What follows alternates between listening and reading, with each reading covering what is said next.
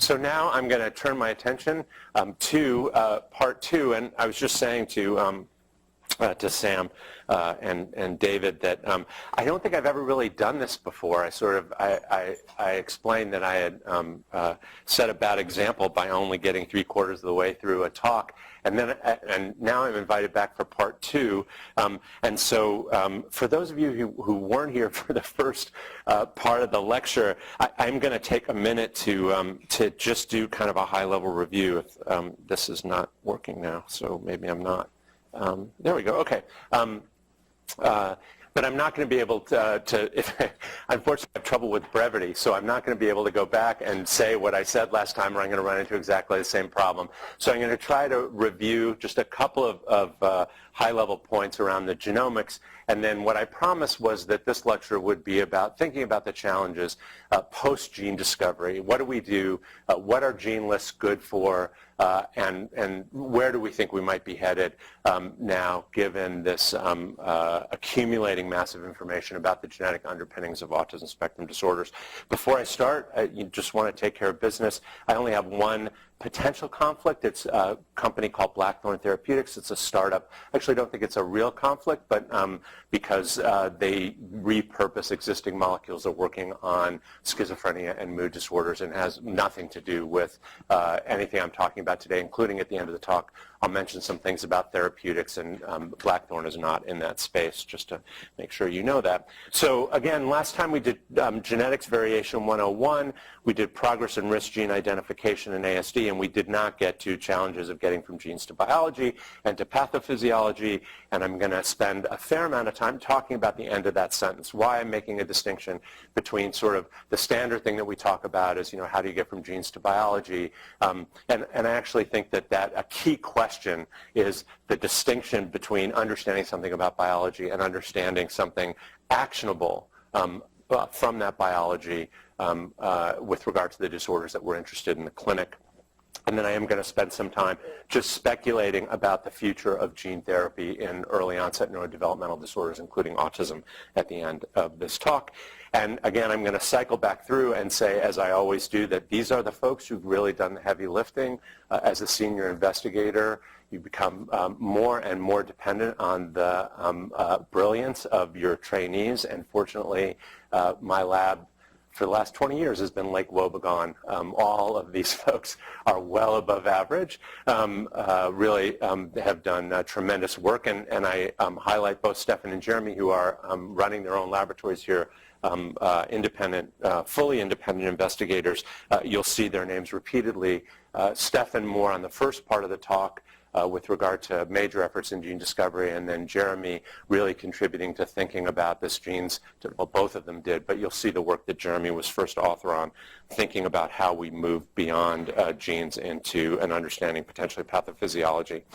So as I said, I'm going to review just really briefly sort of, I hope, the sort of main points with regard to gene discovery in autism spectrum disorders, and I used this slide last time to highlight 2 points about new or de novo mutations. These are rare mutations in the genome that happen spontaneously in sperm or egg, typically just prior to conception. When they do that, it means that they're in every cell of the offspring but are not present in either the mother or the father. And these are a natural part of human evolution and human genomics. They occur at a very low rate in every generation. And what we've discovered is that while they occur at a low rate, typically that sometimes they hit genes and damage them in a way that can increase the risk for neurodevelopmental disorders. And this has turned out to be a particularly important mechanism in understanding the genetic basis of autism spectrum disorders, and for a couple reasons. So one, they contribute, which is very important, and I'm going to talk just in a moment about sort of how we think about the scale of that contribution. But there's some characteristics of new de novo mutation that turn out to be quite important with regard to being able to get to a reliable answer about whether or not a gene or a mutation is associated with a human phenotype. And here what I'm trying to represent is that with the tree in the forest there is about the signal-to-noise properties of de novo mutation mutation. They are rare in any generation. In the coding portion of the genome, that is about 30 million bases of information, there is typically about one new mutation per typical generation. That mutation is unlikely to actually damage the protein where it's hitting the gene. In typically developing individuals, it takes about 10 different individuals or 10 generations to identify a single de novo, what we would call loss of function or likely gene disrupting mutation. So we have to look through 10 people in a typically developing population to find even one example of this. So the base rate is really low, and that's lovely because when you're doing a genetic study, as opposed to having to manipulate 5 million bits of information simultaneously for every individual, the event that we're looking for, essentially all we have to do in the lab is be able to count to one. So that signal and noise property then also gives us a tremendous amount of statistical leverage, again, to be able to confidently assign an observation in the genome with a human phenotype, which is always the big challenge around association. You can see something in the genome, we can see a damaging mutation, and some people might be inclined to say, aha, that broke a gene that I love and must be related to the disease phenotype. But the reality is we need to have a rigorous statistical framework that allows us to really compare that with the expectation under the null hypothesis and be able to say, you know, to assign to it a value about how likely that is to be associated with the disorder. And here I'm using the dice really to show these properties that this low base rate coupled with the size of the genome confers tremendous statistical power. And it does because when you think about it, so if you think about the genome as the target, and you think about a de novo mutation as kind of a lightning strike, right? You're getting essentially one per generation. And so the chances that lightning is going to strike twice in the same spot across essentially either, depending on how you count it, 20,000 genes or 30 million bits of information in the genome, as we began to understand just after the turn of the millennium, the nature of genetic variation and be able to set parameters for that, we could begin to tell you how likely is it that you would ever see this kind of genomic lightning strike twice in the same gene. Low base rate, right? Low occurrence, big target size. And so what that allows us to do is with a relatively small number, actually a very small number of observations, be able to begin to assign a statistical value that compares it to the null expectation and gives us a sense about how confident we are that that observation is related to autism.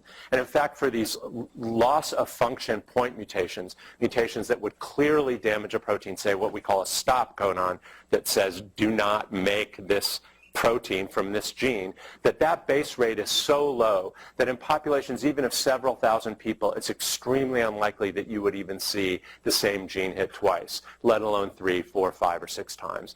And so we, with some really wonderful statistical collaborators at UPMC and Carnegie Mellon, came up with a framework to evaluate the likelihood of recurrence of de novo mutations and compare that against the null and then assign a value that gave us confidence about the association of autism genes. And multiple other groups simultaneously came up with similar ideas, and I think I mentioned last time, I'm sure I did, that we essentially all hit the finish line simultaneously, and there are a whole series of papers. This was for structural variation, copy number variation, and these were both in the same issue of Neuron, and then these were all in the same issue of Nature, and this came out 2 weeks later. And I use that as an example, not only sort of modesty that we were sort of running alongside several other great labs in the United States, but also I think as a mark of a maturing of a scientific field. You often find that as things get to a point where they're reliable and reproducible, you end up seeing multiple groups, you know, sort of landing at almost the same time and being able to then have increasing confidence in the security of the observation. And so by 2015, which is when this paper was published in Neuron with Stefan as the first author, this is an accumulation of multiple groups predominantly in the United States, taking all of the information around looking at de novo mutations, up here for structural variation, down here for individual genes, and we collected all of that information from multiple different samples. Since everyone had adopted something like the same approach to looking for recurrence of de novo mutation, there was enough overlap in study design from study to study that we can accumulate that all, use a single statistical framework to evaluate the data, and come up with, at the time, sort of the best snapshot of the state of gene discovery in autism spectrum disorders. This remains sort of, I think, the kind of general reference that people use. I'll show you in a second a slide from, there'll be a paper out hopefully within the next few weeks that ups the number of, this is 71 risk loci, that ups it by about another 30. But that is still not come out in a peer-reviewed journal. It's still in bioarchives. So what I wanted to show here is that there's agreement around about a dozen spots in the genome that where structural variation leads to dramatically increased risk for autism. And then there are about 71 risk loci that fall below a statistical threshold of an FDR of 0.1, which means a 90% chance that the gene that you pick is truly an ASD gene. And then we highlight our highest confidence genes, which have a false discovery rate of less than 0.01. That is roughly equal to using a different kind of statistical approach where you make essentially a frequentist or Bonferroni-like correction for all of the comparisons. So as a general proposition, those are considered genome-wide significant. And in the new paper that I'll flash the slide in a second, we use both of these to kind of give you an exact comparison if you use an FDR versus a frequentist p-value kind of approach. So the other thing that I wanted to point out from this slide, and that I spent way too much time talking about last time, is this idea about the genomic architecture of autism being characterized by these rare mutations of large effect.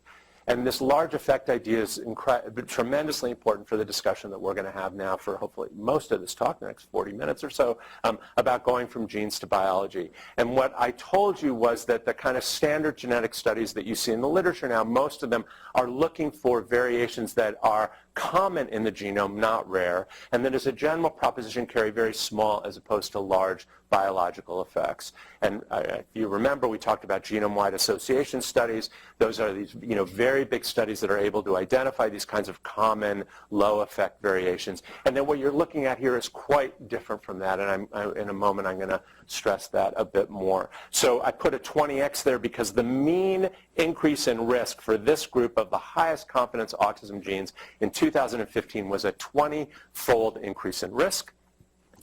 And some of them, the top genes, are either incalculable because we've never seen them, a loss of function mutation in a typically developing individual, or we have 50, 100-fold increases in risk for the very top genes here. Those are huge risks. Again, if you remember, I talked about where we are in schizophrenia, where the progress in gene discovery has been kind of the mirror image of this, with the majority of discovery being with regard to these common alleles of small effect. And there, finding anything with over a 20% increase in risk is remarkable. There's a single loci that's been characterized that has a 27% increase in risk, so an odds ratio of 1.27, and that's sort of, sticking its head up over the clouds. And so this is at least an order of magnitude a larger effect size.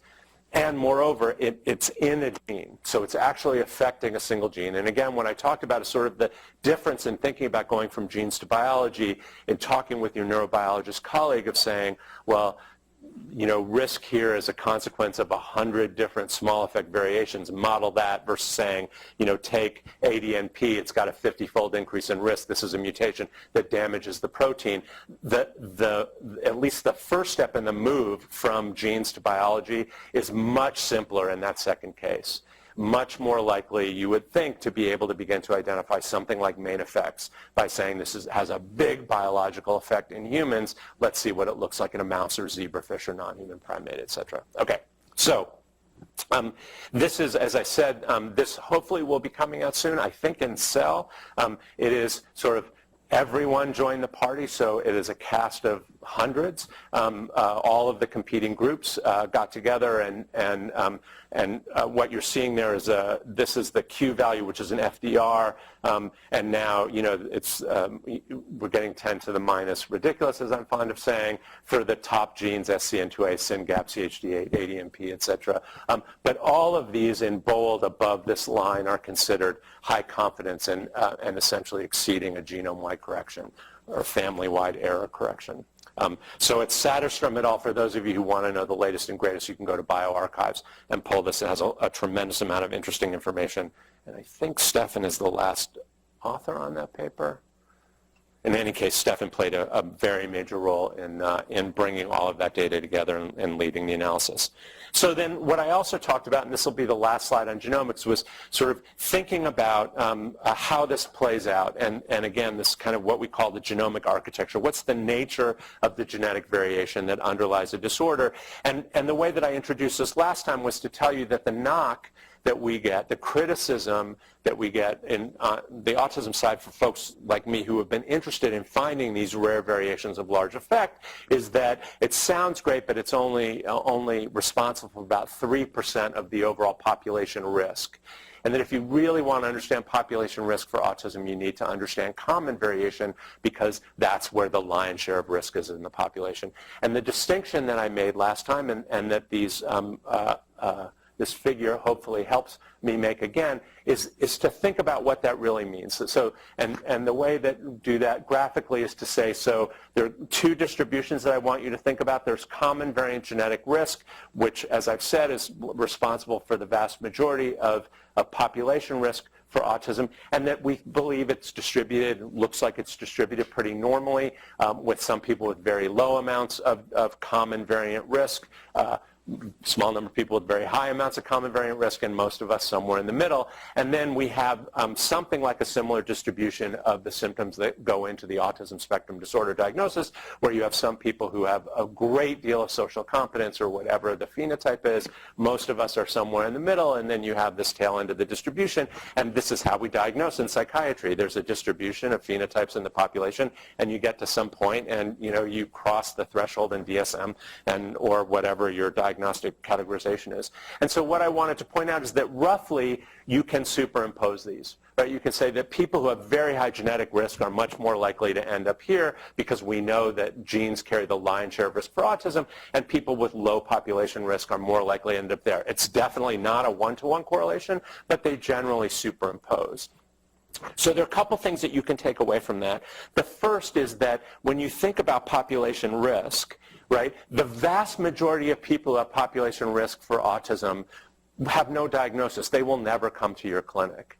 And so saying that you're responsible for 3% of population risk doesn't tell you about the thing that we, I think, care about most, which is what's the risk in the population, and the people that we see that are actually going to come and see us. And there, as opposed to being about 3% of the risk, de novo likely gene-disrupting mutations account for about 20% of the kids that we would see, and when we're making an initial diagnosis of autism, taking all comers. So it's not tiny, it's not a majority, but that's a substantial minority if 20% of kids would have a de novo loss of function mutations. And then it also really depends on how you define that population. If we take that population and say we're going to look at girls with autism, it's about double that rate.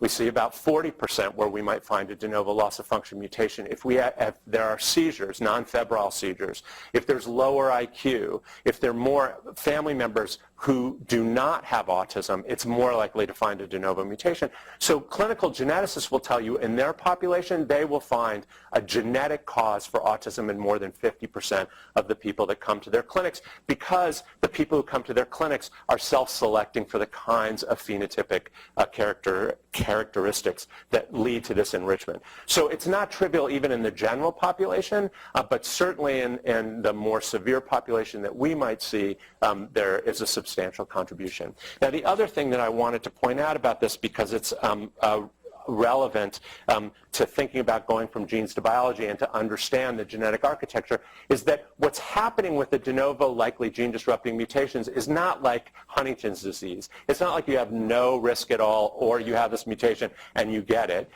the mutations are happening on the background of population risk, and they're moving people from wherever their parent, the combination of the parents are, to where the child is, and this is only in the child, not in the parents. And so what you get are situations where the mutation takes someone who might otherwise not have had autism but is clearly carrying some population risk that's being transmitted from the parents and moves them into the diagnostic category. What that also means is that you may find kids who have that de novo loss of function mutation where, you know, they started with a very low population risk, they have the mutation, and we don't see any phenotype, or we might see a phenotype that's quite mild. In fact, for some of these mutations, they have dramatically increased risk for autism, but when you go in the other direction, find every kid who's got the mutation, the primary diagnosis might be slight decrease in IQ or specific language impairment, etc., right? So these are not Mendelian, these are not one-to-one relationships between a genetic mutation and an outcome.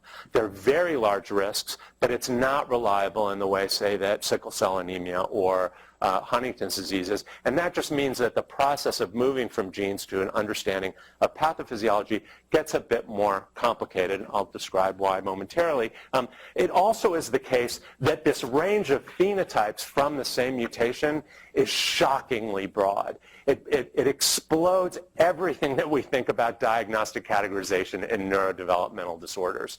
Because what we see is that the same mutation can end up in a child with epilepsy with no evidence of social disability with no evidence of epilepsy, with ADHD without autism, and vice versa, with schizophrenia, specific language impairment, basically anything so far that we've been able to characterize and find genes for, we begin to see some degree of overlap with regard to these kinds of disorders. And again, in a moment I'm going to tell you that becomes incredibly challenging in thinking about, even if you understand biology, how do you know that the biology that you're understanding has anything to do, say, with social phenotypes, right? You may be able to say, well, we know that this has something to do with overall neurodevelopment, but if you want to use information to treat someone with autism, and you begin to elaborate a broad biology, the fact that there's no one-to-one correlation between that highly penetrant mutation and the clinical outcome, hopefully it's not an absolute barrier to thinking about how do you develop treatments, but just think about, you know, the kinds of challenges that might bring you in you know, finding a molecule that you're going to give to someone based on some sort of downstream biology when they're 4 years old because they have a genetic mutation. How do you know that that's targeting what you care about? All right, so I'm going to skip to gene lists. What are they good for? So, does anyone get the reference? Right, okay, good. There's some old people in the audience, or at least people who like old music. That was from war when I was a child. All right, so the first thing I'm going to say is we now have a gene list. Like, that is remarkable in autism. When I started in my career, you know, I had mentors who were telling me, give it up. Like, there's no way. This is all complex genetics. You are never going to find genes of large effect. In fact, my first grant that I submitted, I got unscored, and we used to get pink sheets, and the pink sheet said, surprising that someone who's done a PhD in genetics would know so little about the genetics of complex neurodevelopmental disorders. I have that framed. I should put it up in my office. And so I do have to pause and say that because I'm going to talk to you about the challenges of how we use this, but I have to say that as an investigator, as a psychiatrist, that the idea now that I get to, like, give a lecture and say, okay, we had 71 genes for autism, you know, I make the comment that now in the lab, it's like, you know, we find a new gene for autism, like someone comes in and says, we found another one, we're going to have Thai or Chinese for lunch. And it was my entire life for the first 15 years in the lab was just to find one. Like, I literally thought if I can find one highly penetrant gene and use that to unravel biology in autism, that would be great. How naive was I? And the whole rest of the lecture should be called How Naive Was I? Because I had this idea that we would be able to go from mutation to protein, from the protein to figure out the cell that was involved potentially, circuits, and then ultimately behavior, that would then give us insight into developing therapeutics. And the reason I thought that is that, you know, I mean, that was my next door neighbor was a guy named Rick Lifton, who was doing a similar thing, actually was the inspiration for the strategy that we use for rare mutations for blood pressure. And they, like, you know, they found a gene, and then they figured out it's in the proximal distal tubule, and then they figured out, you know, what was involved, and then started developing compounds that corrected the kidney abnormality. And years later, I looked back and thought, oh my God, I'm like a child psychiatrist who was thinking that the kidney was going to be a good model, when in fact it's, you know, a developing brain could not be more complex. And so I'm going to talk to you about sort of really wrestling with the fact that this is a great idea, but actually an incredibly oversimplified one that doesn't take into account the realities of thinking about an incredibly complex organ that's developing over time, and has tremendous kind of anatomical, spatial, and functional differentiation to it, again, that changes over time. So the first thing I can say is that in terms of gene lists, like, this is the first thing that you see in any article, which is like, okay, we can look at the genes and say, are they related to each other functionally? The way that we do this basically is you look at the gene list, and then there's sort of this idea that we know something about how a gene functions. Almost always that superficial knowledge is sort of the one thing that someone is taking a look at. But the reality is that one of the things that came out really quickly was that there were two broad areas of function for these autism genes that were kind of repeatedly coming up. You didn't need any statistics. Half of the genes that we discovered, about half the first time, fell into a group that were regulating gene expression involved in chromatin modification and transcription factors. These are sort of the conductor of the genomic orchestra, if you will. They help regulate the coordination of when genes are turned on and turned off, et cetera. And then we had a bunch of genes that were involved in the synapse. And so now, on the one hand, we made a lot out of that because before we had the genes, we couldn't really tell you. We could speculate that these things were involved, but to be able to say, no, there's specific genes in the synapse, specific genes involved. Now, again, the knock on this is that it's the most expensive and penetrating glimpse into the obvious in the history of contemporary science. We spent hundreds of millions of dollars to find out that a neurodevelopmental disorder involved neurons and development.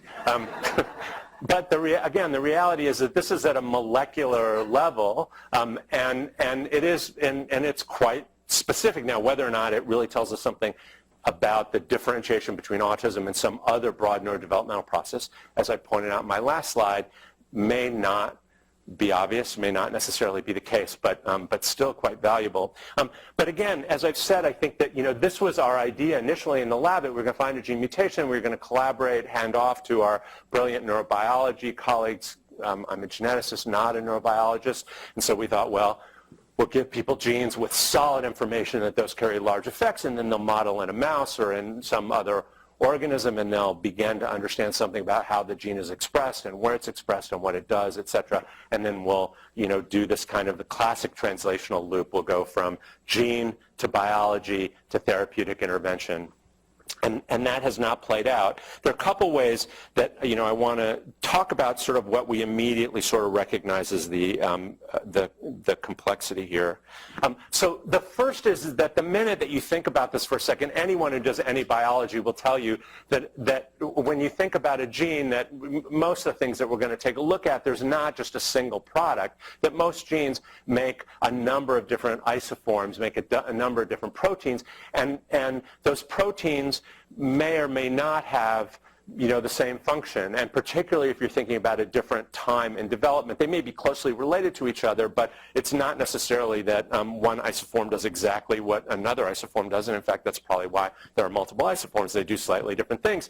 And then in the brain, which is an incredibly complex organ, the cell that something in it is going to correspond potentially to different kinds of functions and potentially at different points in time for the same gene making multiple different proteins, and then those might be involved in different circuits, either at the same point in time or at different points in time, and those might underlie more than one behavior. So this notion that there's nothing necessarily, you know, kind of one-to-one about this correspondence of going from gene to behavior is true regardless. Kind of for any gene that you think about, there might be strong relationships, but it is naive to think that you could simply pull on a gene, find the protein, find the cell type, find the circuit, and then link that to behavior. And then when you start thinking about that, as I said, with regard to the true dimensionality of brain development, right, which is this is happening over time in a developing organism,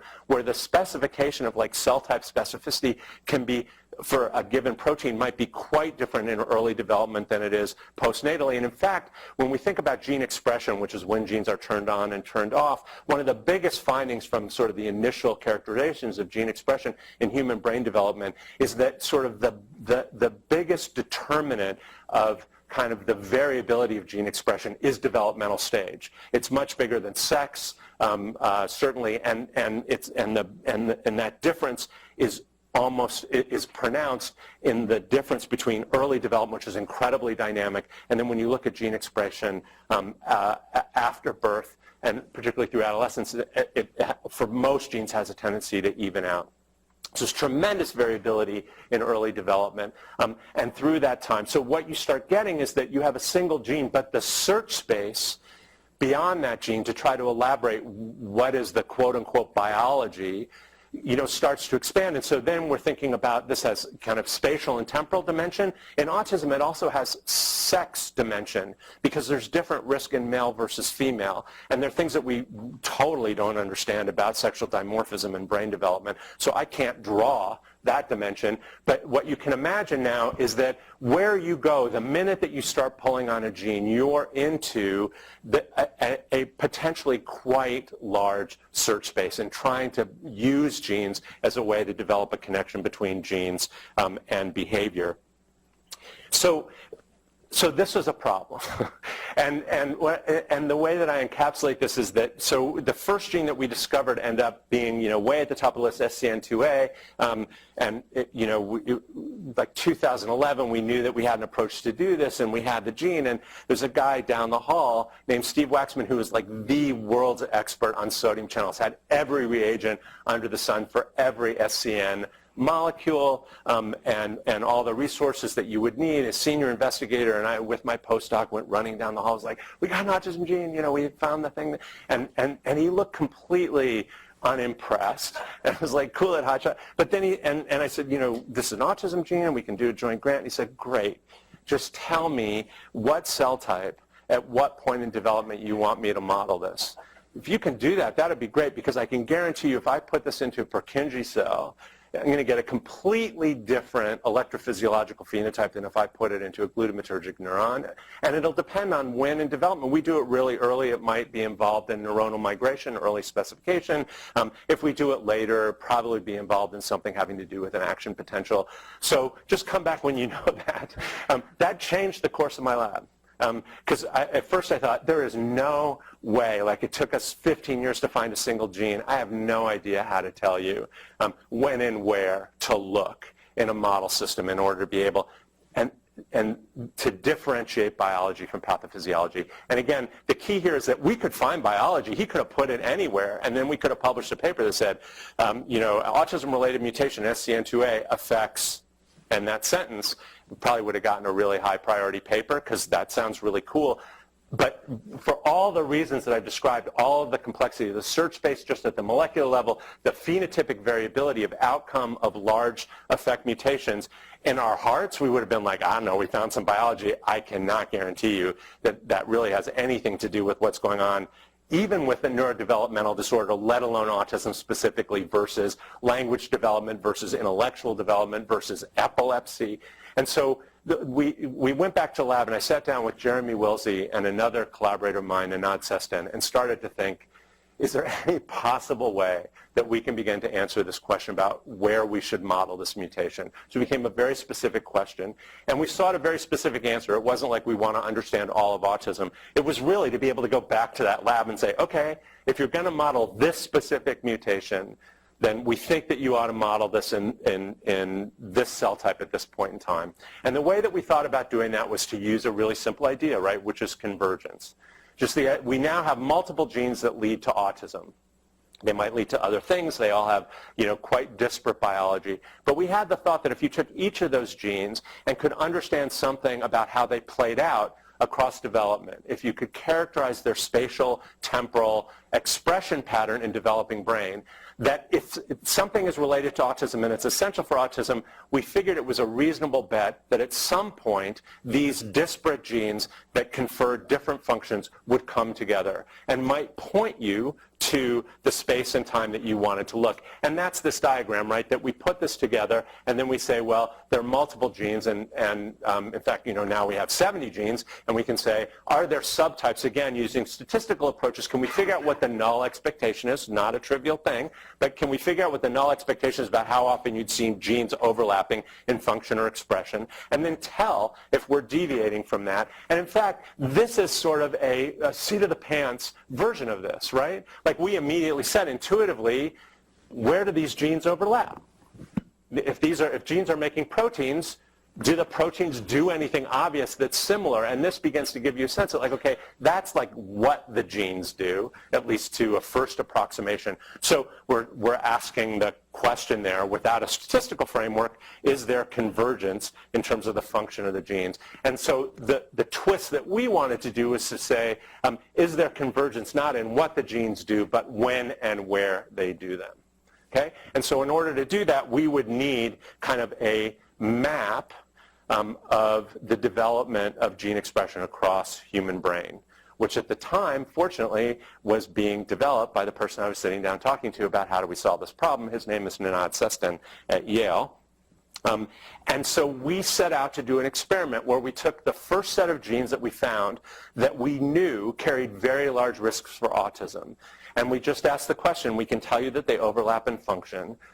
Is there any place where we find that they diverge statistically in a reliable way from what we would expect in terms of convergence with regard to their expression? Now, gene expression, just to remind you, so genes are turned on and turned off across time, and every cell has all of the same complemented genes, but cells are differentiated, developmental processes are differentiated by the profile of which genes are turned on at what point in time, et cetera, what proteins they make, and then that drives sort of their biological distinctions and differentiations. So the thing is that actually gene expression is not an absolute readout of function.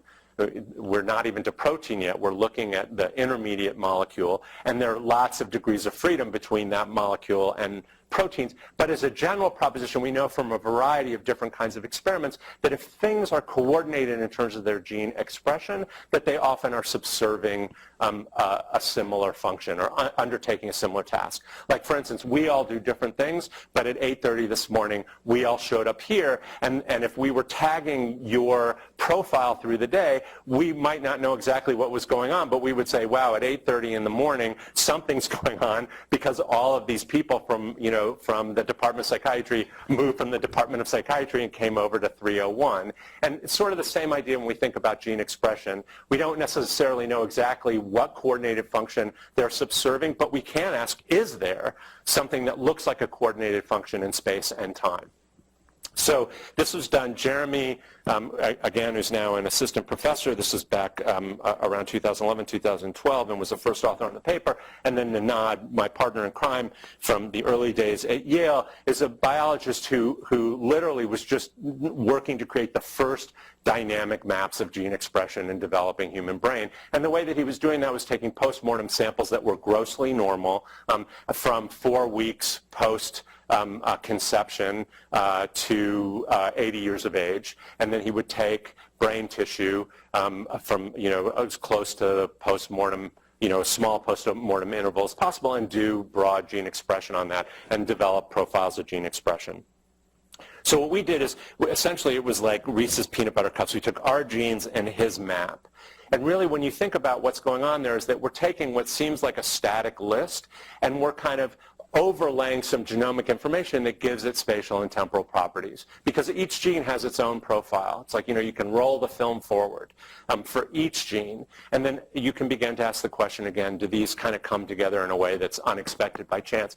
And so I'm going to show you a graph now where these are all the regions of the brain. He took 18 different brain regions, most of them cortical because he was mostly interested in cortical development, but some subcortical areas, and he looked at gene expression profiles for each, published some really important papers kind of showing these overall dynamics of gene expression. And then we put that together with our autism genes, and these are the windows of time. They're assigned arbitrary numbers. This is birth. So you can see that this analysis is heavily weighted towards, this is cortex, and heavily weighted towards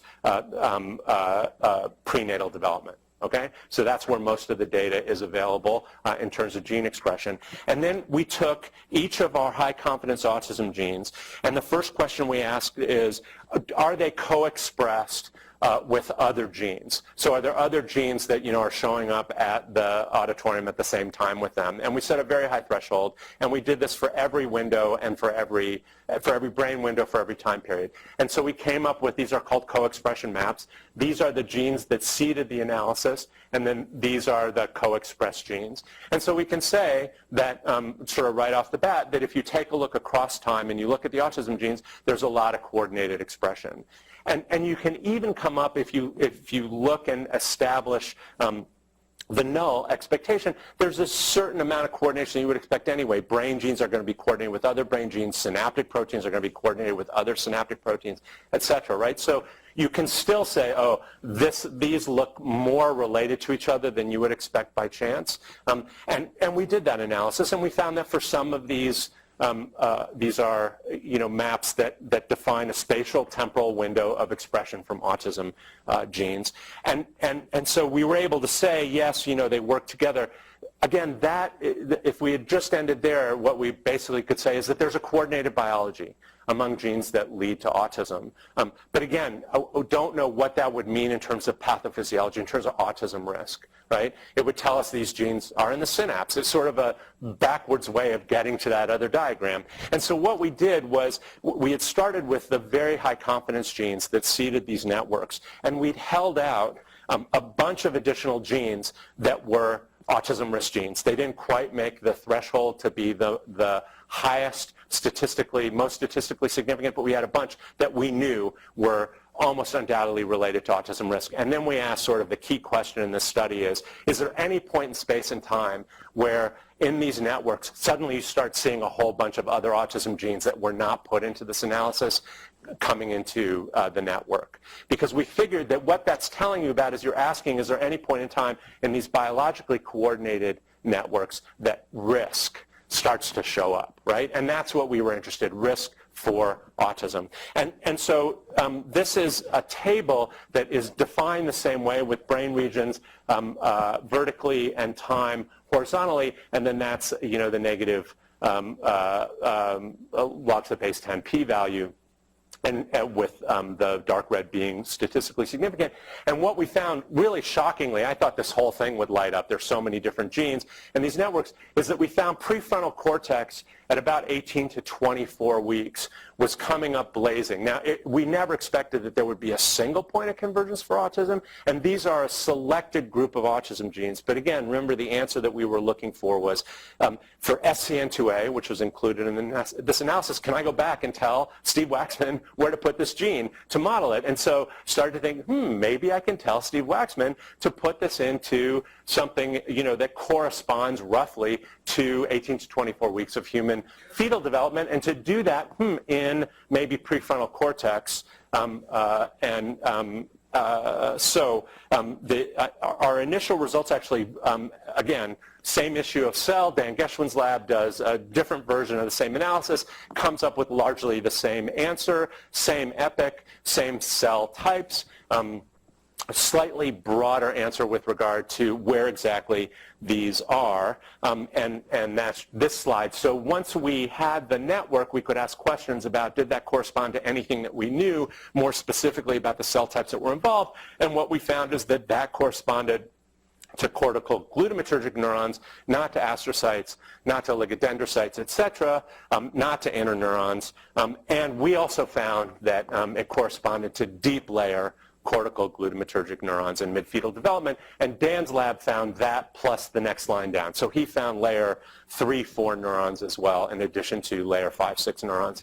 Now, I can tell you that as we've continued to do gene discovery in autism, this is unpublished data now from Jeremy's lab, is that now at each stage as we increase the number of genes that we seed the analysis with, from 13 now to 33, and then this is the second set of genes that test risk, we continue to find with very slight modifications, prefrontal cortex, deep layer cortical glutamatergic neurons, and the time interval shifts a tiny bit but not much. These time intervals are overlapping, so we don't know whether or not this is showing you something about development where you're, actually have a broader signal across a broader period of time, or whether or not we're just sort of narrowing in on a more exact interval as we get more statistical power with the specific genes involved here. But again, you can see that different things are starting to come up, and there have been other analyses using other data sets. Pretty much all of them have recapitulated for the earliest autism genes, deep layer cortical glutamatergic neurons.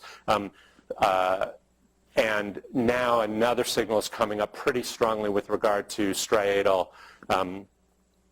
interneurons as well, which John Rubenstein is very happy about because that's part of his, long-standing hypothesis about how all this works. And again, we weren't looking for a unifying theory of autism, but for a way to move from an understanding of genes to biology to pathophysiology.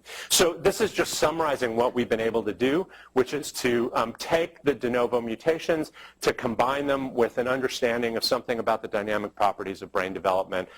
That got us to mid-fetal development. That got us to deep layer glutamatergic neurons, and this just shows that each of these genes does something different. If you ask the question, do they land, is the what the same? The answer is no, but the where and when seems to be fairly circumscribed for these particular genes, and so we think that this may be an avenue to asking the question, how do you get from genes to an understanding of biology that at least begins to define a set of experiments where you can ask the question, is this related to what we think about human autism risk? And a number of other areas now are pursuing kind of similar approaches. So for us that was, I think, raises some important underlying points. Jesus, I'm so bad at being brief. I'm going to have to do part 3, but I'm not going to. I think I'm going to finish here. It's that, because I think I can cover everything in the next couple slides just with this diagram. So what I've told you is that we now have reliable gene discovery in autism, huge transition in the field. We've now been able to take gene discovery in autism and within the last 5 years have a lot of consensus around a subset of those genes where they're expressed at a time that looks to be marking something about the vulnerability for autism spectrum disorders, and that's between 18 and 24 weeks of development of the cortex of the fetus and with a particular involvement of excitatory neurons. Now those neurons at that point in time are establishing the first long-range connections with other brain regions. And what we're hoping is that as we dig deeper into this with our collaborators, that we'll be able to take you not only from genes to kind of essentially a spatial temporal profile of a cell, but now as we begin to understand that, we may be able to even begin to tell you which circuits that are being developed as a consequence of those cells might be at least at the beginning of a window of vulnerability. Now, I could spend the next hour talking to you about the unanswered questions from this because we don't know is what does it mean to have a window of vulnerability biologically, potentially in mid-fetal development? Does it open and close?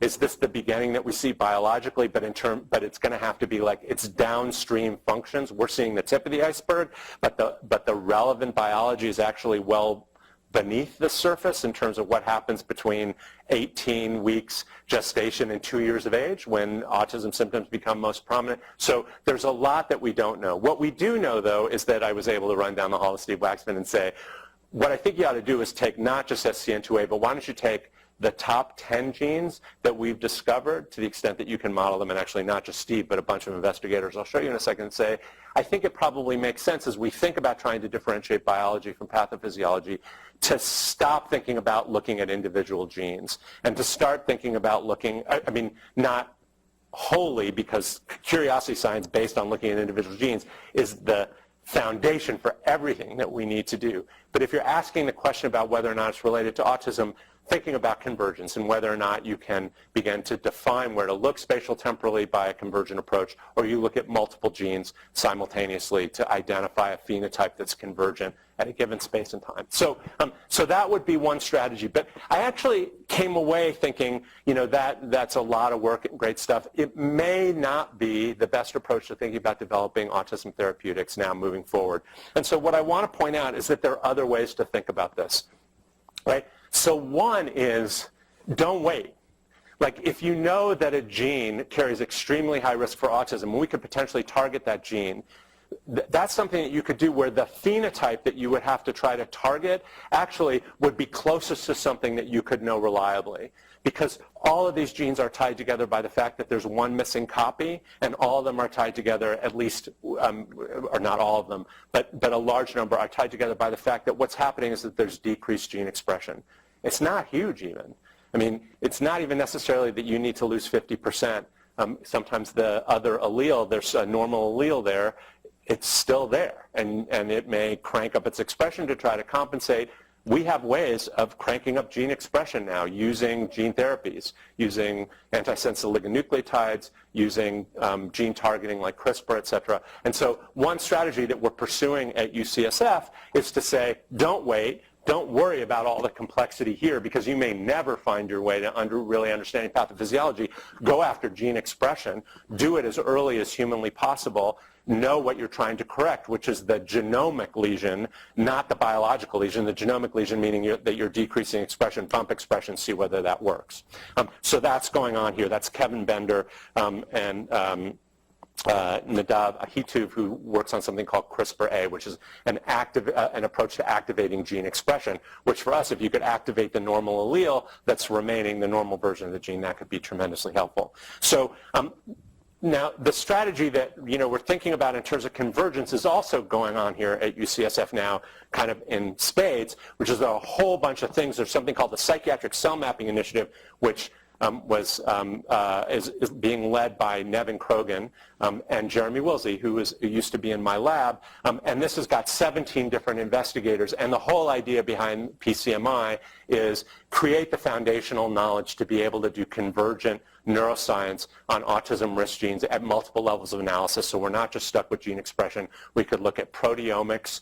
We can do it across time. We can manipulate multiple genes simultaneously. So there's a very large effort going on there. There are multiple labs at UCSF using kind of similar ideas about pursuing the biology of autism risk genes, from using voles to using frogs. This is Helen Wilsey, who's now a postdoc in my lab, to using mouse models of Vikas and John doing multiple autism genes simultaneously, not only to elaborate the biology, but then to try to understand whether or not there's overlap. And then there's also folks who are thinking about moving even later. Come on, I don't know why my computer keeps doing this. It's going to be my last slide. Is that there's also tremendous interest now in getting closer to the clinic, right? Again, this is the toughest part, right? Elaborating the biology is doable. Understanding what's biology and what's pathophysiology is a very difficult thing. So one possibility is go very early and manipulate the gene.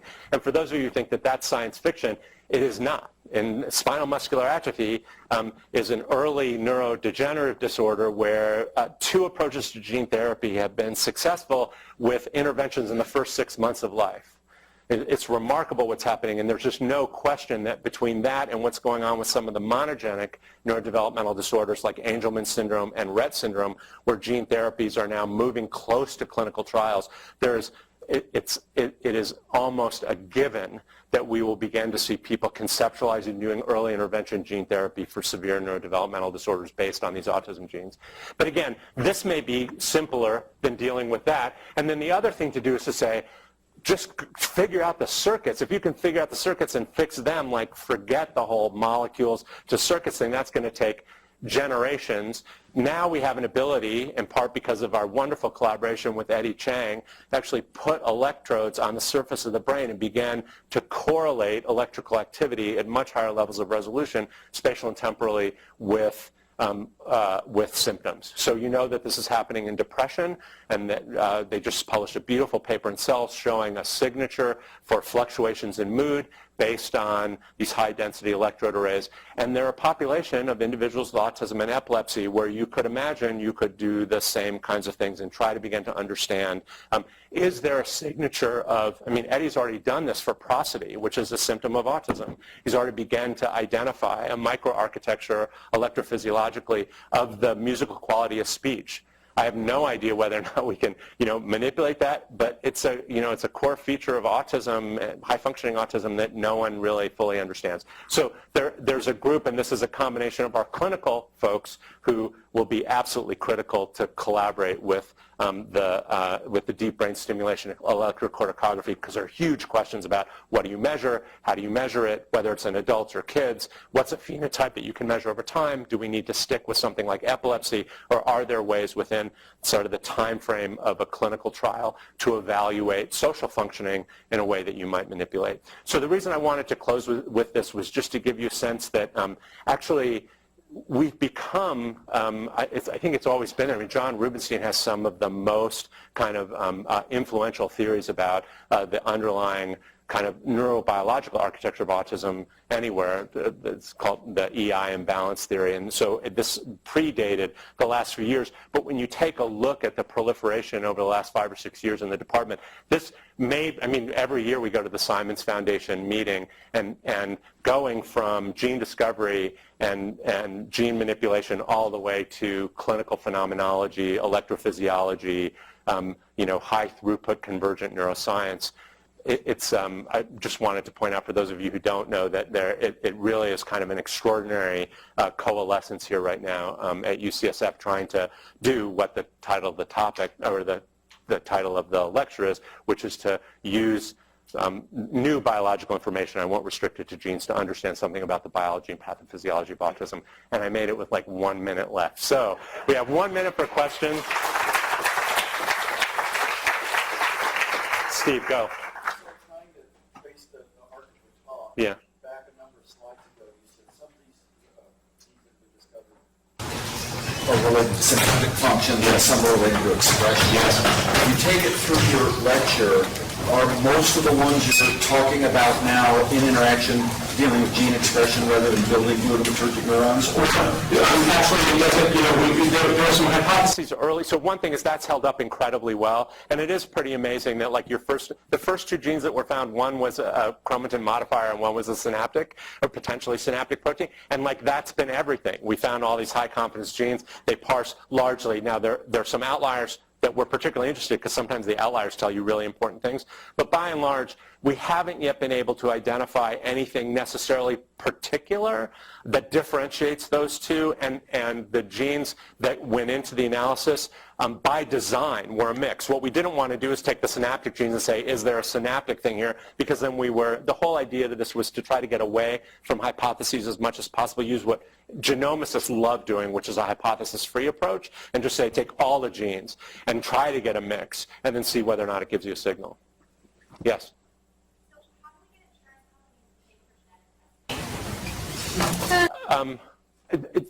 That's lecture 3, which it is. I mean, so yeah. It's really frustrating to see so much of this and be looking at that, and to not be able to bring that part to the clinic because of restrictions around what they'll pay for. Yeah, I think you bring up a really important point, which I just want to say quickly. Again, I realize people have to leave and go when you need to go. Is that I think this is tremendously wonderful that this is even possible now in autism, and it's possible now in other areas, psychiatric areas and schizophrenia, et cetera, where we're beginning to fill in the blanks and have these kind of major efforts. The bottom line is this has not penetrated the clinic. And I can tell you for a whole variety of reasons. Some have to do with, it is important to parents, even if you can't give them any information about natural history or treatment based on an individual gene, there's still lots of families who want to know that, it's better to know a little, and then, and there are benefits from that people affiliate with other families who have kids who have similar mutations, and sometimes there are things about natural history that come out that can be helpful, and we hope at some point there may be things about treatment that will differentiate. Right now there's not. And so as a consequence of the fact that you can't make an argument to the insurance companies that this is going to dictate clinical course or treatment, then many insurance companies don't want to pay, and that creates some challenges. Yes? The diagnosis of autism has changed. Yes. We know now, we know what used to go Asperger's. Yes. How has that affected the research? It's a great question. So autism is a spectrum, and the diagnostic categories have changed dramatically over time. And one of the big questions that was asked in this study was there was tremendous attention to detail. Actually, this is a consequence of Summer's incredibly hard work with Kathy Lord to develop something called the Simon Simplex collection, where there was at least as much attention put into careful phenotyping, not in a categorical way, but across multiple dimensions to ask the question, does it make a difference for gene discovery, whether you're looking at high functioning versus low functioning, whether, what the profiles are, et cetera. And what we found is very little reliable relationship between the genes that we discovered and any phenotypic profile writ large. Now what we can do is go back and take groups of kids that have an individual gene and say, how does that play out? And we began to see that certain mutations are more likely to give more severe intellectual disability, less likely to lead to Asperger's. But as a general proposition, it didn't matter for us whether they were Asperger's or autism in that initial study in order for us to be successful in gene discovery. The yield would have been higher if we had stuck with low-functioning kids with seizures, et cetera, but we were still finding same mutations in a kid with 140 IQ and what would have been described as Asperger's as a child literally with an IQ of 50 who didn't. For testing, right? Like Yeah. that's the piece, I think, for the, yeah. So I do think it's the question about what is high functioning, is that a pure form of social disability?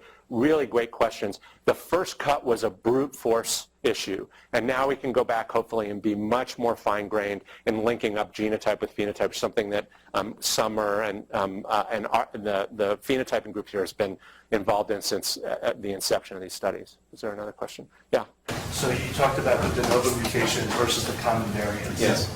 How much is de novo mutations after the egg and sperm stage coming in?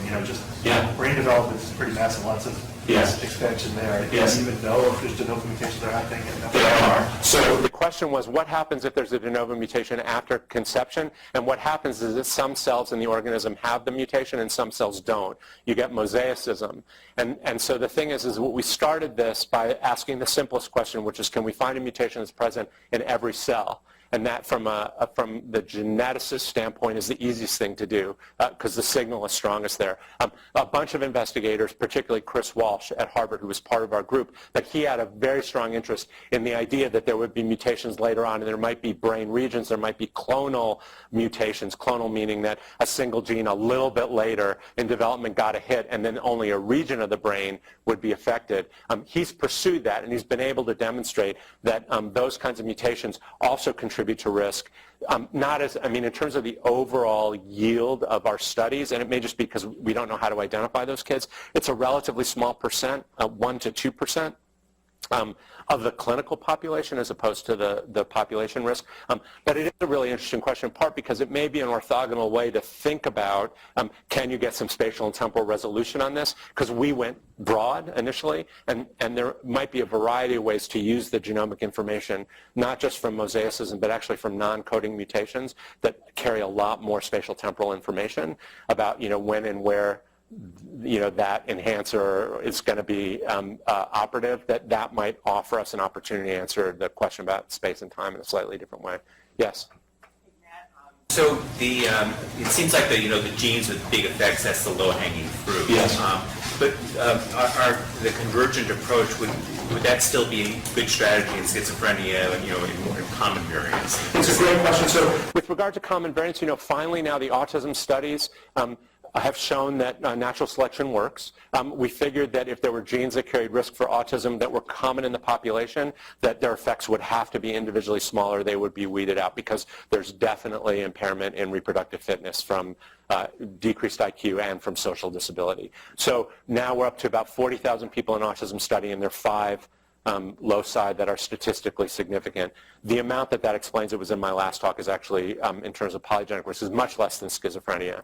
So when you think about schizophrenia, I think the folks at Broad, it was interesting for those of you who remember when Steve Hyman was here, he offered his condolences because they had so many common variants and we just had rare variants, and it was like, yeah, go ahead, Steve, see you model that. So they're trying to figure out how to model 1,000 things simultaneously. So now they're going wild trying to find rare mutations, schizophrenia. But the bottom line is, I think that there are different views in the field. Some people in the field have sort of come to the conclusion that the common variants are going to be useful for different kinds of experiments. They're going to be highly useful for things like establishing polygenic risk, and then being able to, in a broad way, look at treatment response, neuroimaging, et cetera, so that we're going to be able to subtype people based on their broad genomic profile, as opposed to getting super traction by any individual gene or even the convergence. At the same time, Steve is very interested in this. One of the challenging things is when you do a kind of broad-scale analysis like I showed earlier on, to say what do schizophrenia genes do, they come up with glutamatergic neurons and immune function.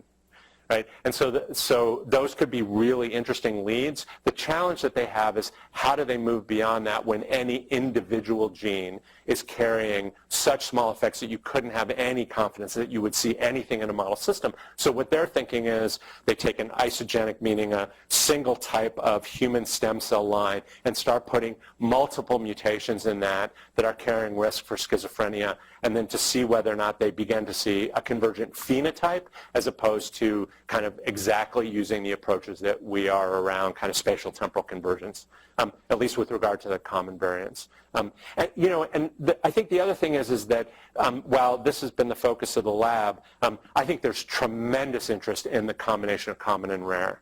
But they're just questions you can answer with common we're never going to answer with rare mutations. And it really, the answer to the question, why does one kid with this mutation have schizophrenia and another kid have autism, may be answered by polygenic risk scores, or at least start to be. But if you're on a background of high risk for schizophrenia in a family, you have the same mutation. And that's, we're getting to a point where those kinds of questions we're going to be able to answer within the next, couple of years. So we have polygenic risk now for autism, polygenic risk for schizophrenia. We're going to be able to start overlapping these things. So I think they're both valuable. I still think for this sort of straight ahead biology, we're still at a point in terms of tool development where a big honking coding mutation that carries large risks is going to be the avenue to the bench in sort of a classic way, at least for the time being. I'm keeping you way too long. Thank you all. Appreciate your attention.